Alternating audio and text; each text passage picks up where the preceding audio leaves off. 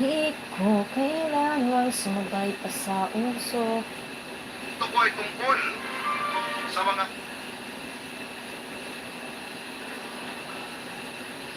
Chase! Bumaba ka! pero hindi pwedeng ganon.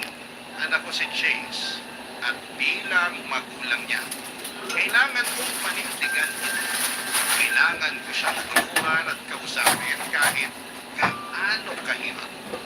Naisip ko rin nung panahon na yun na baka ako rin ang may baka lumalala ang ugali ni Chase kasi masyado akong naging maigpit. Hindi naman masama ang intensyon ko at gusto ko lamang siyang mapapatay. Pero baka mali ang paraan ko ng pakikitungo sa kanya.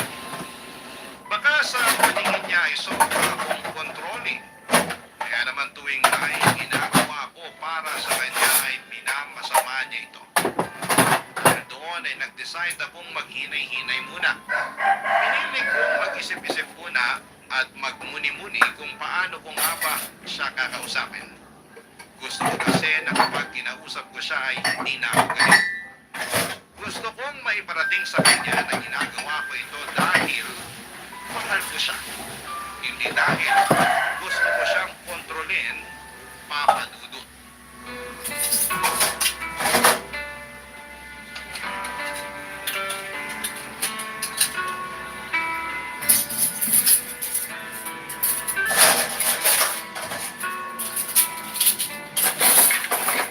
Chase, Bakit po? anong ginagawa mo dyan? Hindi pa ba obvious? Nagbabasa ng libro. Wala na kayong tinira sa akin eh. Mamaya mo na tapusin yung binabasa mo. Gusto lang sana kitang kausapin. Tungkol saan na naman ba to? Kinuha niyo na sa akin yung mga gadgets ko. At nasa inyo na rin yung bagong cellphone ko. Hindi pa ba kayo kontento doon? Ano na naman ang binabalak niyong gawin sa akin, ha? Anak, alam kong malaki ka na. At alam kong marami kang pinagdadaanan. Naniwala ka sa akin, alam ko yan. Kasi napagdaanan mo na rin yan. Alam ko na maraming nag-iiba pag tumatanda ka na. Pwedeng sobrang gulo ng isip mo. At marami kang mga bagay na nadidiskubre tungkol sa sarili mo. Mami, sumasakit na po yung ulo ko sa inyo. Ano ba yung mga pinagsasasabi niyo, ha? Nasakit na kita, anak. May bisyo ka ba? Oh? I'm sorry, anak. Pero napapansin ko kasi na may mga gamit na nawawala dito sa bahay. Diretsuin niyo na nga lang po ako. Ano ba talaga ang gusto niyong tungtukin, ha? Sa tingin ko kasi, anak, binibenta mo yung mga gamit natin dito sa bahay para ipambili ng bisyo mo. Tang na loob. Pero hindi ako galit sa'yo, ha? Gusto ko lang malaman kung totoo. Wala po akong alam sa mga pinagsasasabi niyo. Anak, alam mo ba, nung nasa college pa ako tulad mo, gustong-gusto ko na masubukan yung pag-yoyosi. Pero syempre, dahil sobrang higpit ng lolo at lola mo, palihim ko tong ginawa. At naghahanap ako ng paraan para makabili ng yosi. Yung sa tingin niyo po na maliin po kayong ninanakawan, nagkakamali ho kayo. Mami, sawa na po ako sa pagbubumangaan niyo sa akin. Chase naman, kinakausap na nga kita ng maayos, di ba? Ano pa bang gusto mong gawin ko, ha? Hindi niyo ako pinakausap. Nagbibintang po kayo. Alis na po muna ako dito. Doon muna ako tatambay sa bahay ng barkada ko. Ay, nako. Regular hair care can't prevent dandruff. Skincare can. New Dove Dermascalp from Skincare Ingredients. Rebuilds the strength of your scalp for up to 100% dandruff-free hair and 100% less hair fall. Pasok! Ay, ate, andyan ho pala kayo. Excuse me lang po, ha? Lilinisin ko lang tong kwarto ni Chase. O ate, ba't mukhang Biyernes Santo yung mukha mo? Ano ba naman kasi? Unti-unti ko nang napapansin na may mga gamit dito sa bahay na nawawala.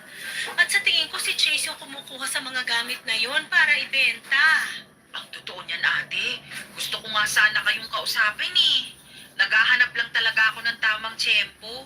Oh, bakit? Kasi, Ate Chona, Hoy, ano? Sasabihin mo ba sa akin o hindi? Nagdadalawang isip ako na sabihin sa inyo. Kasi baka mamaya magkagulo naman dito sa bahay eh. Nako, Rubilin. Mas lalo tayo magkakagulo dito kung di mo sasabihin sa akin yung nalalaman mo. Magsalita ka na. Nung isang araw po kasi, habang naglilinis ako dito sa kwarto ni Chase, may napansin akong kakaiba sa ilalim ng kama niya. Anong ibig mong sabihin? Naninigarilyo na po si Chase. May nahanap akong isang kaha ng sigarilyo sa ilalim ng kama niya. Ano? Ay naku, bakit pa nga ba ako magtataka? Eh mukhang nagmana nga talaga sa akin yung batang yan. Kasi ganyan na ganyan din ako nung kabataan ko. Ate, ayoko sanang sabihin to, pero... Ay, Rubilin, wala akong panahon para makipaglaro ng hulaan sa'yo. Ano? Eh kaya siguro nawawala yung mga gamit sa bahay kasi binibenta ni Chase para may pangtustos siya sa bisyo niya. Actually, pareho nga tayo nang iniisip eh. Eh ano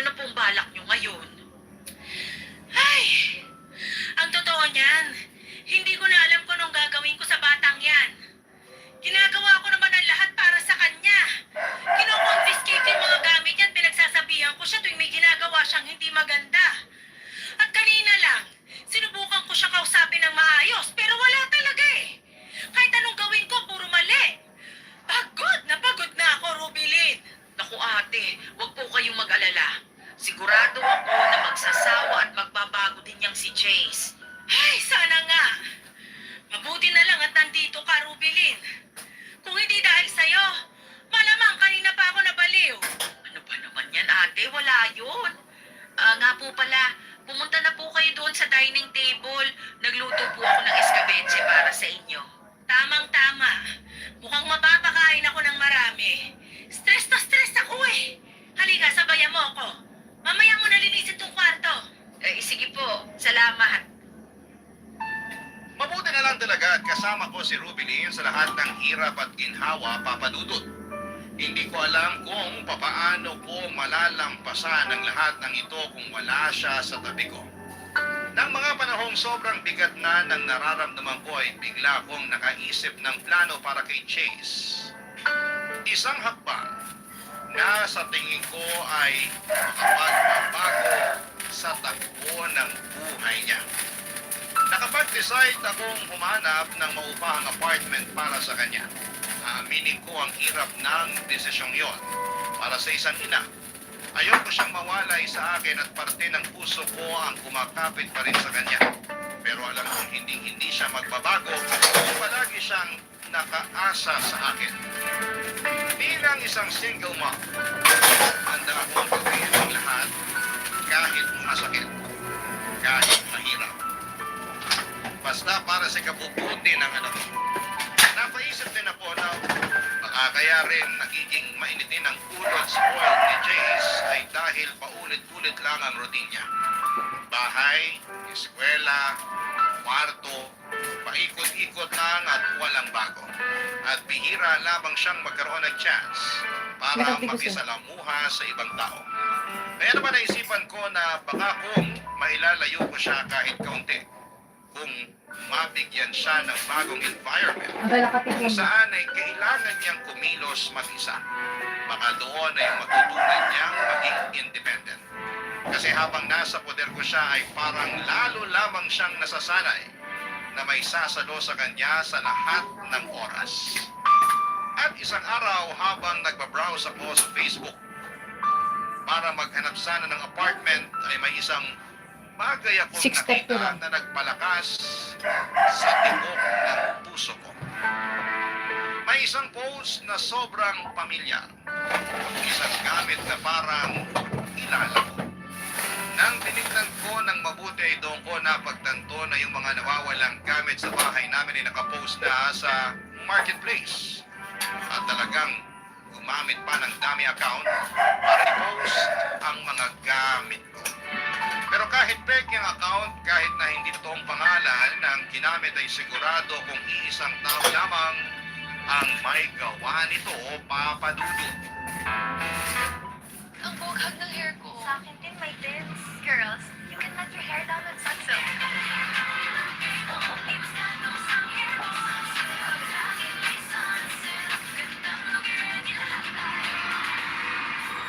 Use Sunsilk Smooth and Manageable for 5 times smoother, no-day ready, fragrant hair.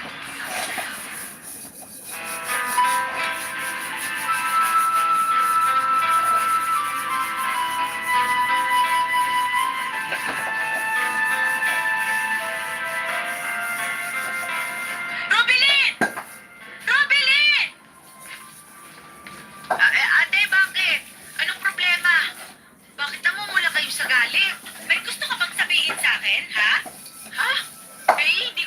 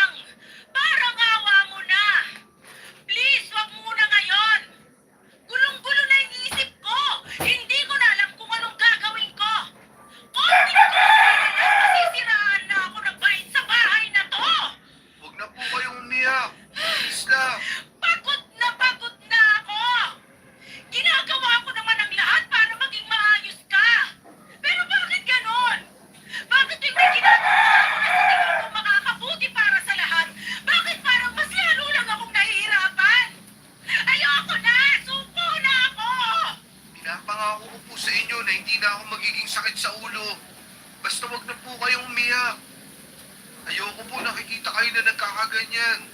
Ako yung nahihirapan sa inyo eh. Anak, sabihin mo sa akin yung totoo. Nagkulang ba ako sa'yo?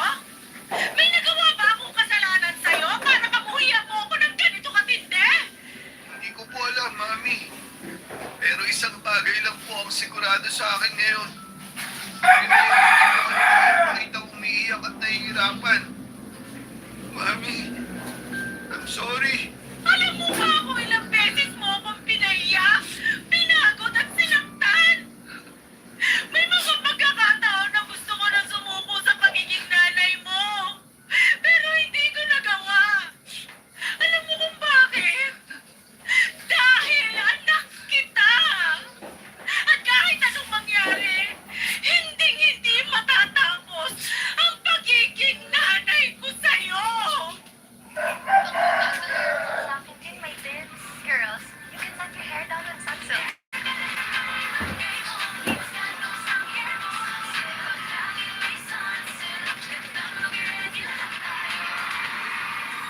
Use Sunsilk Smooth and Manageable for 5 times smoother, Lugay-ready fragrant hair. Sa totoo lang po, maniwala man kayo o hindi, ay nagbago ang lahat nung araw ngayon. Sa palagay ko ay nakaramdam si Chase ng awa sa akin nang makita niya akong umiiyak.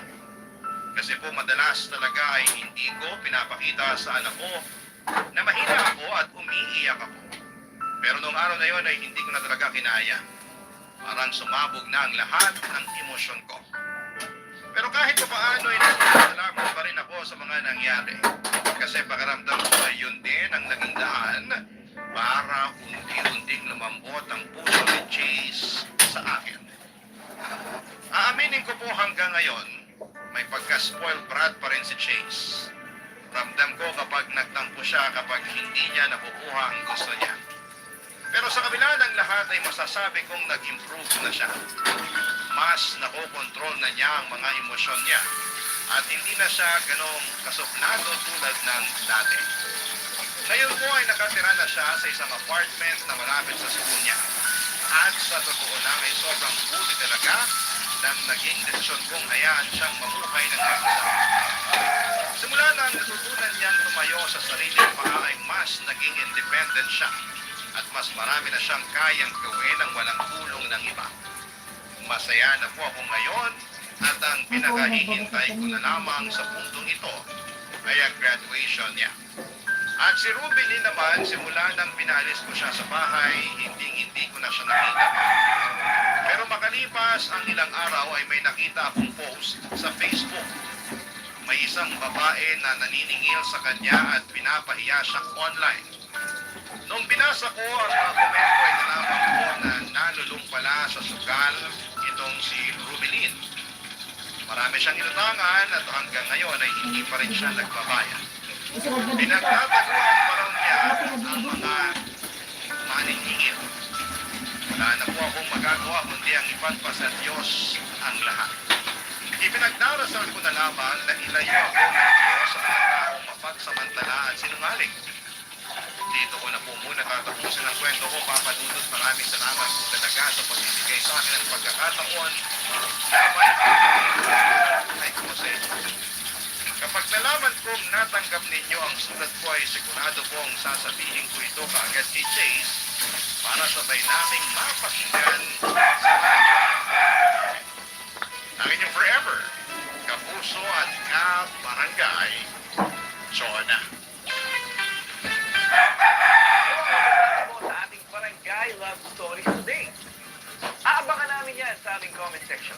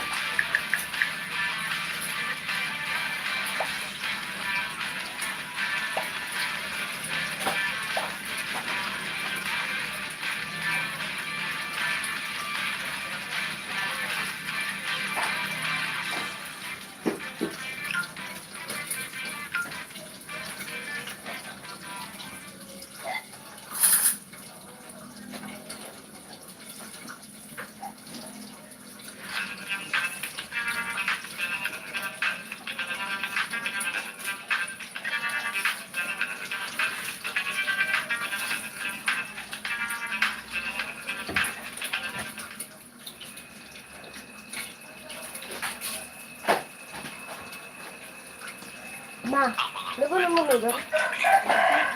May ang kwento ng pag-asa dito sa Barangay Love Stories. Baka muna dyan ah.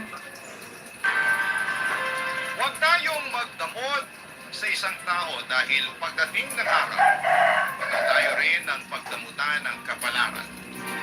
Mahirap maningil ang karma kung masamang butil ang tinanim natin sa umpisa pa lamang. Ikaw, kabarangay, matulungin ka ba? Dear Papa Dudo, malaki at malawak ang mundo. Ngunit naranasan niyo na bang mawalan ng lugar dito? Hindi kaya sa inyong pamilya ay palagi kayong itsapuera. Na yung mga tao na inaasahan ninyo makikinig at kakampi sa inyo ay sila palang mangunguna na umusig sa inyo. Naranasan niyo na bang humingi ng tulong sa lolo pero walang nagpaabot nito?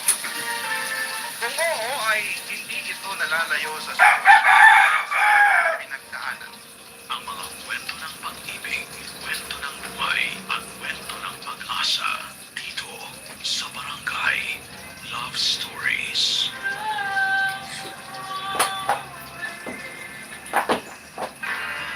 Minsan may mga biyayang dumarating sa buhay natin na nakabalot sa luhat pagsubok. Hindi ito simpleng biyaya lamang na panandalian lang, kundi isa itong panghabang buhay na aral at kapayapaan para sa ating puso. Ikaw ba ang biyayang dumating sa buhay mo na nagtuturo sa iyo ng isang mahalagang leksyon?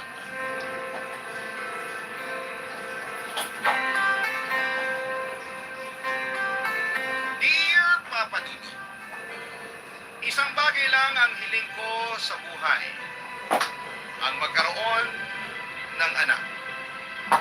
Lahat naman tayo ay makabuo ng isang pamilya balang araw pero hindi pala ganon kadali ang bumuo nito. Lalo na kung hindi nakaayon sa iyo ang mundo. Papadudod ako po si Rosabel, 39 years old mula sa San Andres, Manila. Malit lang ang pamilya namin, may dalawa akong nakatatandang kapatid, ang jeepney driver at ina na nagtatrabaho bilang hospital cleaner. Noong nakapagtapos ako ng pag-aaral, nagtrabaho ako sa BPO ng ilang taon.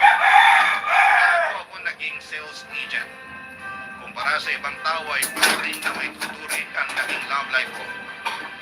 Dalawang lalaki lang ang naging boyfriend ko sa buong buhay ko. Ang una ay nasa kolehiyo pa lamang. Parang college romance lang ito na naging katuwang ko sa Sukat ka pagkaan. dito. Pero noong nakapagtapos ay nagkanya-kanya na kami ng buhay dahil magkaiba pala kami ng direksyong Yan naman si gustong Kuchilito yan. Tagal bago ako nakahanap muli ng bagong pag-ibig at yun ay noong na-meet ko si Albert. Nakilala ko siya sa unang kumpanya na pinasukan ko kung saan nagtrabaho ako bilang customer service representative. Chat support agent naman noon si Albert. Slow burn ang naging love story naming dalawa, Papa Dudu. Nagsimula kami bilang co-workers na naging magkaibigan at sa paglipas ng panahon ay unti-unting tumibok ang puso namin para sa isa't isa. Simpleng tao lang po si Albert. Straightforward siya at minsan ay may pagka-control freak. Pero sa kabila ng mga ugali niyang iyon, may tinatago siyang sweetness. Na noon ay ako lang ang nakakakita, Papa Dudu.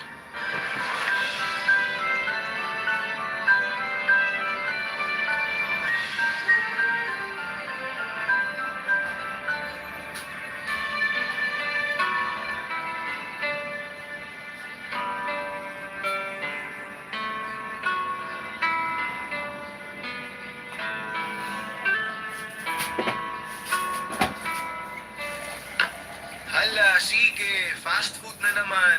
Anong na naman? Ngayon lang to ha. Di kaya, suka konti. Buko sa tabi mo. Sige lang.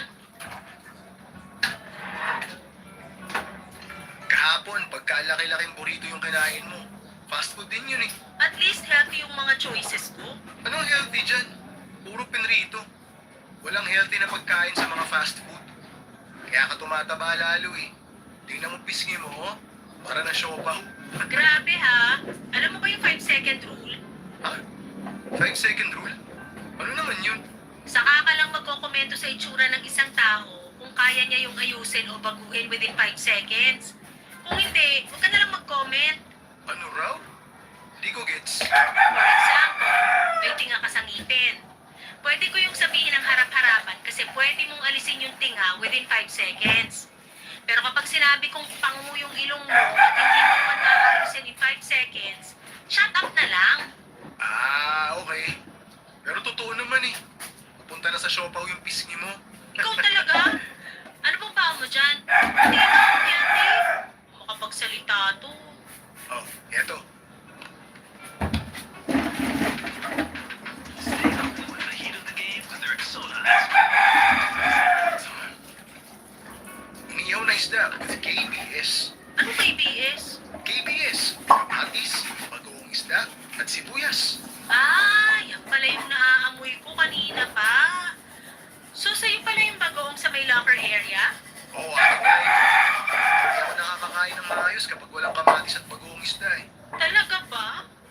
Pero siguraduhin mo lang na mag-toothbrush ka pagkatapos mo kumain yan. Kasi pangit na amoy yung bagoong. Sarap po, try mo. Ayoko.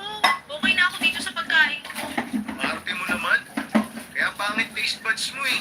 Kasi hindi nakakatikim ng mga totoong pagkain. Kanya-kanyang preference lang yan. Enjoy na lang sa kamatis at isda mo. Nako, pag ikaw dumayo sa probinsya namin, sure ako magbabago yung preference. Saan ba probinsya mo? Sa Ilocos, Norte o Sur? sa Norte. Doon kami sa pinakadulo ng Pilipinas. Ang layo naman pala ng pinanggalingan mo. Paano ka naman napunta rito sa Maynila? Katulad din ng iba, para makahanap ng opportunity. Hindi ko mataas yung sahod eh. Sa bagay. Ikaw ba breadwinner sa pamilya nyo? Sa ngayon, parang ako na.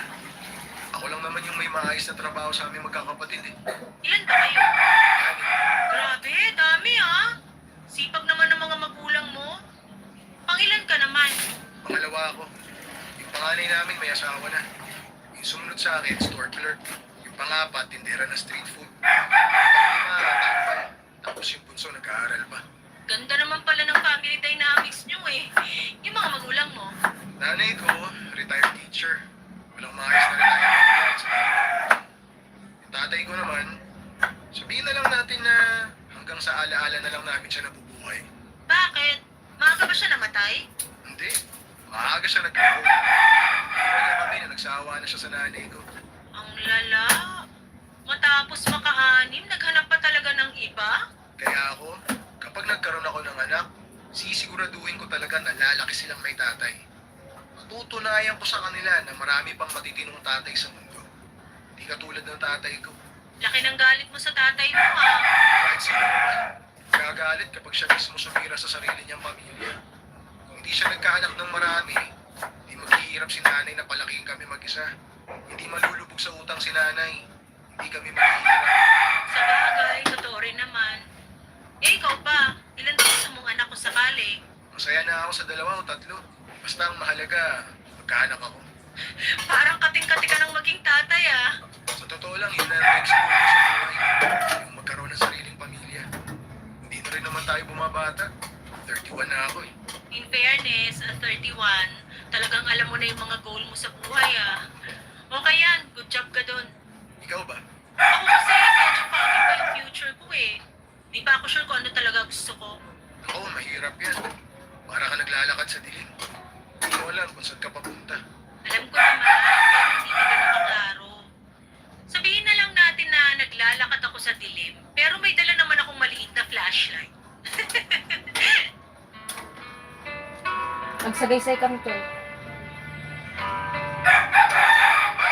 Maliit na lalaki lamang si Albert, 5'4" siya at mas matangkad ng inches kesa sa akin. Pero sa kabila ng kakulangan niya sa height, ay pumawi naman siya sa personality. Mabait siya at joker kaya mabilis na ang puso ko. Kapag naman nagseryoso siya ay lumalabas naman ang pagiging alpha niya. Mataas ang kumpiyansa niya sa sarili at may tiwala siya sa kakayahan niya. Isa lang po ang gitan ang Charismatic at Umano. mahilig sa authority. Yun ang side niya na pinaka nagustuhan ko sa kanya, Papa Dudut.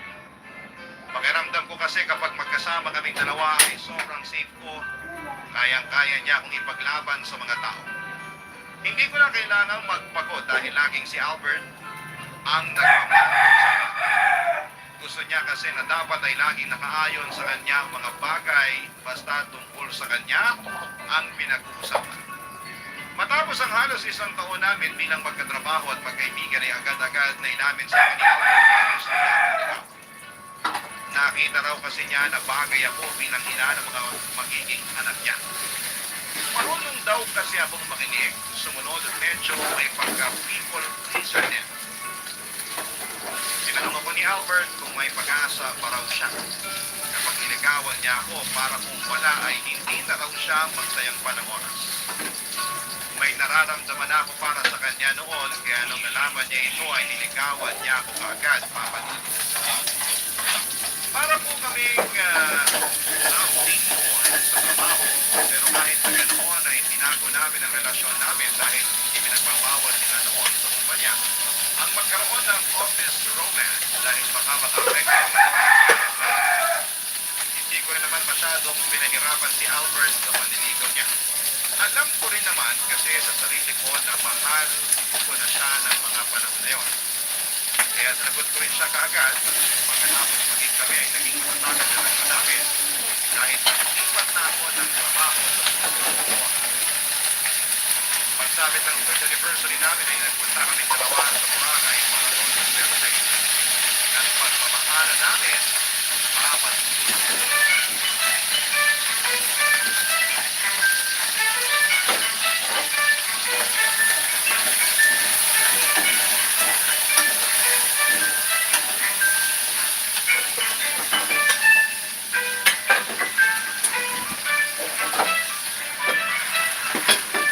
Rosabel, balik na muna kaya tayo sa hotel. Ang init dito eh. Talagang mainit dito. Nasa tabing dagat kaya tayo. Ano bang inaasa mo dito sa Boracay? Ginawin ka sa lamig?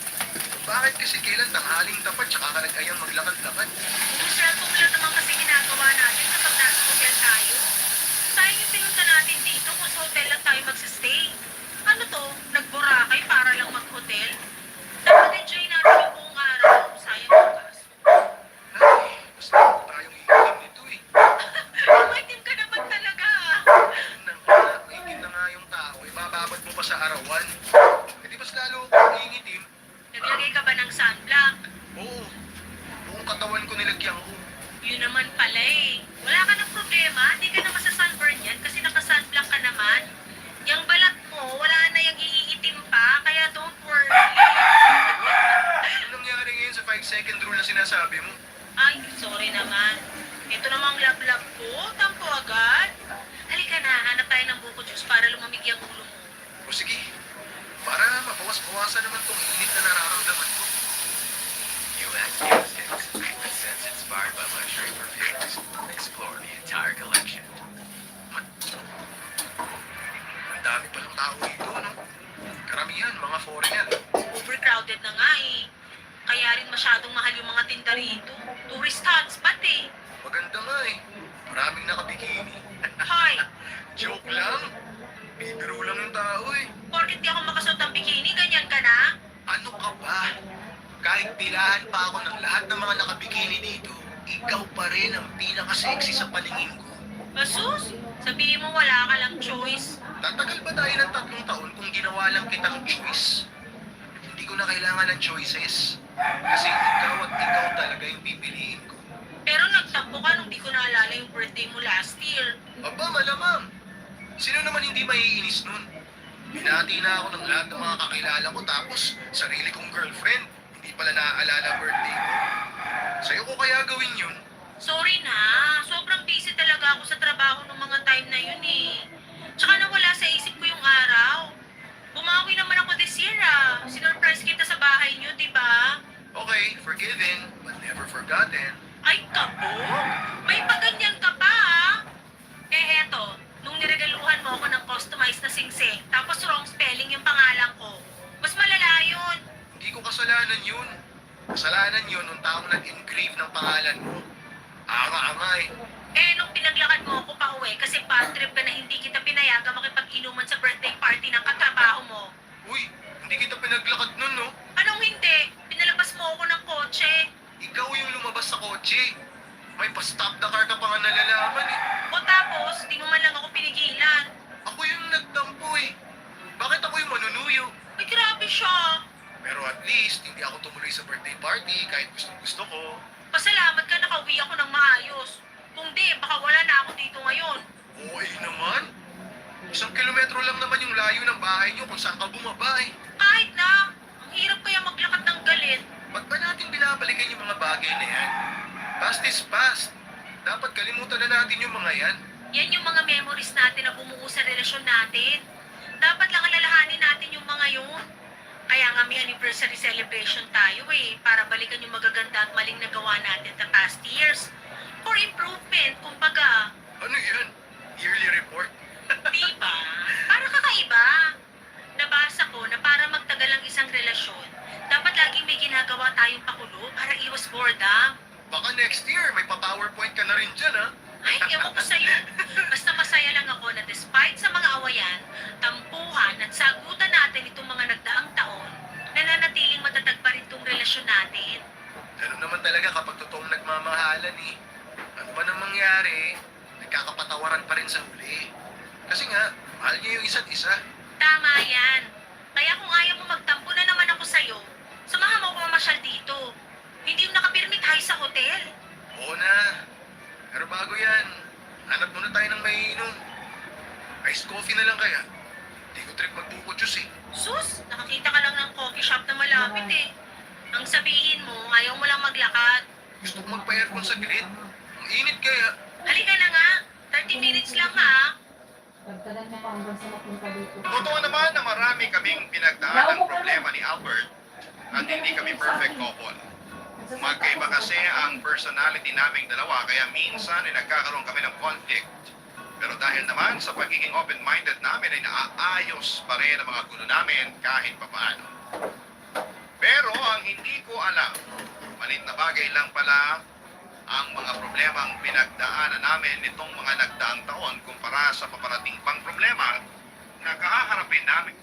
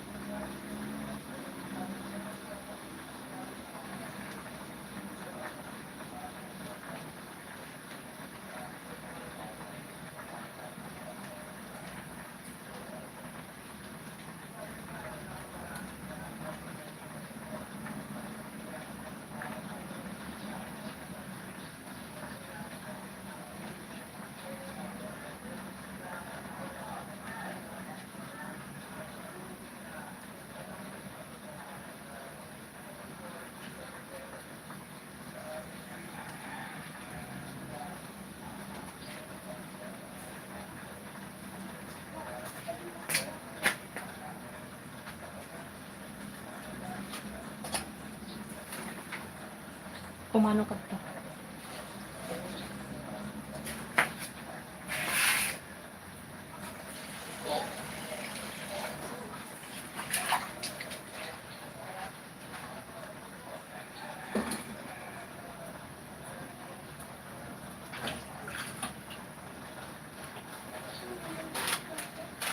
Hindi ka lang kagamitin na nga natin urayin niya nga gulay. Sa iyo, kung teka gulay.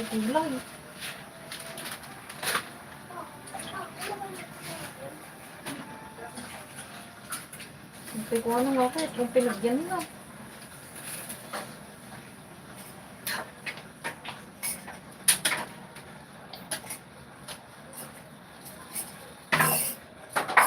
Walang kilpa ka mo rin dito kapin na.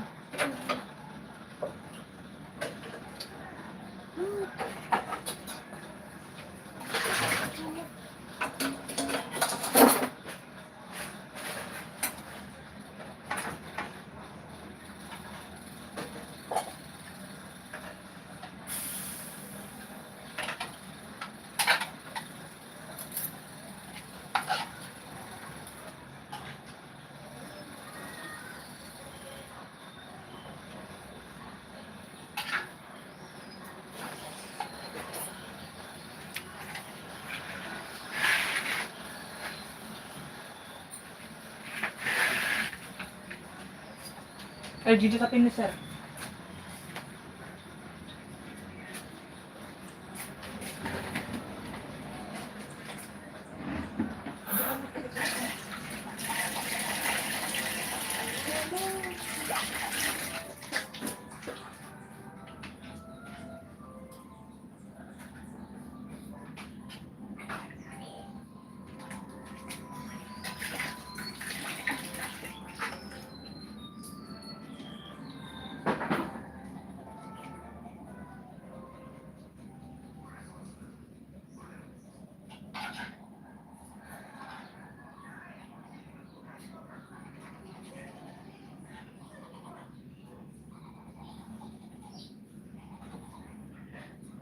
Saan?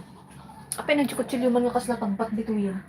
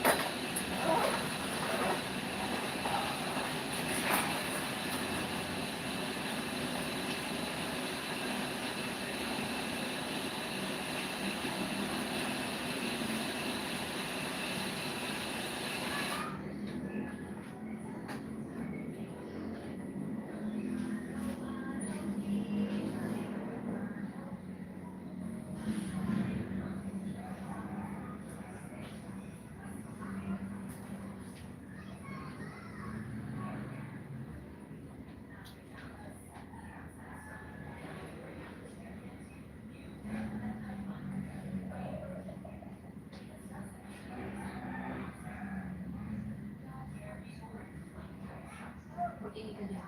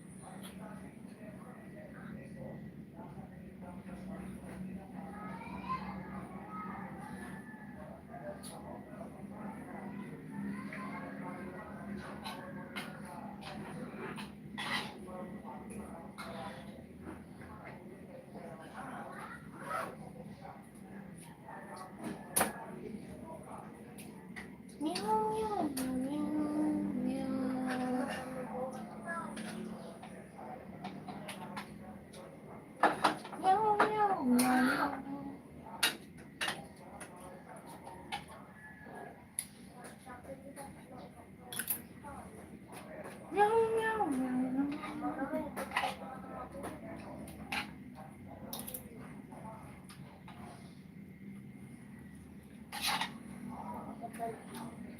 Ang kadik mo na.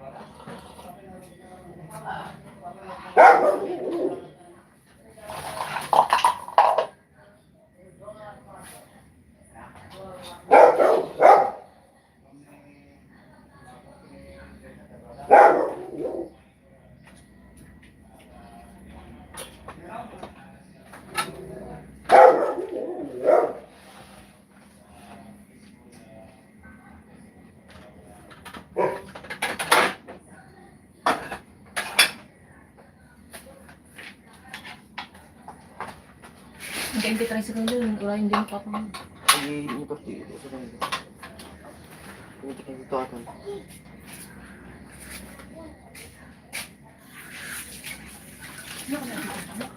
Hmm.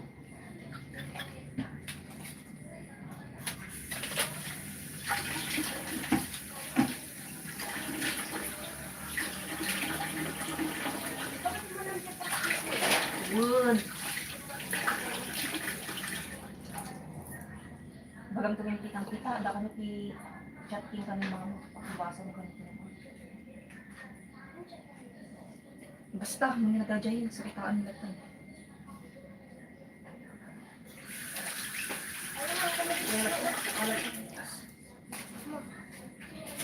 Bakit wala kaming agsuot pa Basta ka sa umi makitang, mikitang tibagang niya na makangas mo yung patawag mo.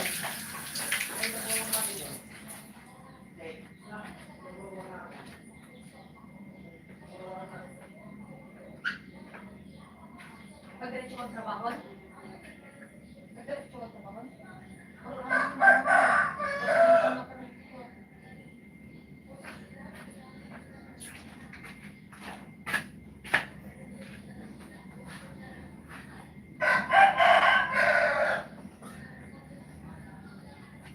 Yeah.